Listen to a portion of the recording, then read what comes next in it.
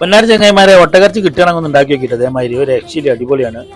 വലിയ ജീരകം, ചെറിയ ജീരകം, ഇഞ്ചി, വെളുത്തുള്ളി, കൊത്തമ്പാലി, വല്ലുള്ളി, പച്ചമുളക്, ഏലക്കായി, പട്ട, കുരുമുളക് എല്ലാം കൂടെ എണ്ണയിലിട്ട് നല്ല വട്ട ഗരം മസാല ഇട്ട് കൊടുക്കുക, ഉപ്പിട്ട് കൊടുക്കുക. നല്ല ഇളക്കിയതിന് ശേഷം അതിക്ക് നേരെ നമ്മൾ ഒട്ടകർച്ചാണ്ട് ഇട്ട് കൊടുക്കട്ടോ. ആവശ്യത്തിനുള്ള വെള്ളം ഏകദേശം ആ കോലത്തിൽ വെള്ളം പാർന്നു കണ്ട് ഒരു 7 വിസിൽ 8 വിസിൽ കുക്കർ അടിക്കോളം വെച്ചോളിട്ടാ. ആ ഗ്യാപ്പിൽ നമുക്ക് അരി വെള്ളത്തിലിട്ട ഒരു 3/4 മണിക്കൂർ.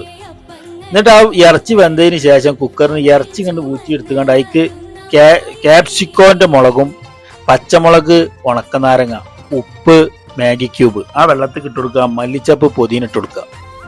നല്ല ഇളക്കിയിട്ട് അതിക്ക് അരി ഇട്ട് കൊടുത്തുകൊണ്ട് ഇതാ ഈ കോലത്തിലായി വരുമ്പോൾ ഇറച്ചി മേലെ ഇട്ട് കൊടുക്കുക. ഒരു രക്ഷയില്ല മോനെ, അടിപൊളിയാണ്. ഉണ്ടായി കഴിക്കളി.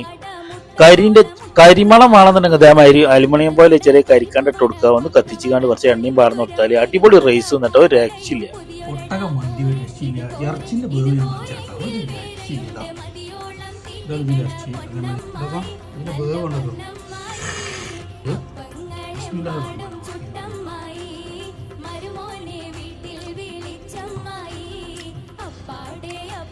മറ്റേ ഞാൻ അവിടെ നീറ്റാണെങ്കില്ല അതിന്റെ ചോറൊക്കെ ചോദിച്ചു. ചിലവോ എന്താണ് ചോറ് പോലെ ചോറൊക്കെ അടിപൊളിയാണ്. ചോറ് കിട്ടണമെങ്കിൽ എന്തൊക്കെ അഭിനയിക്കണം സുക്കൂറെ.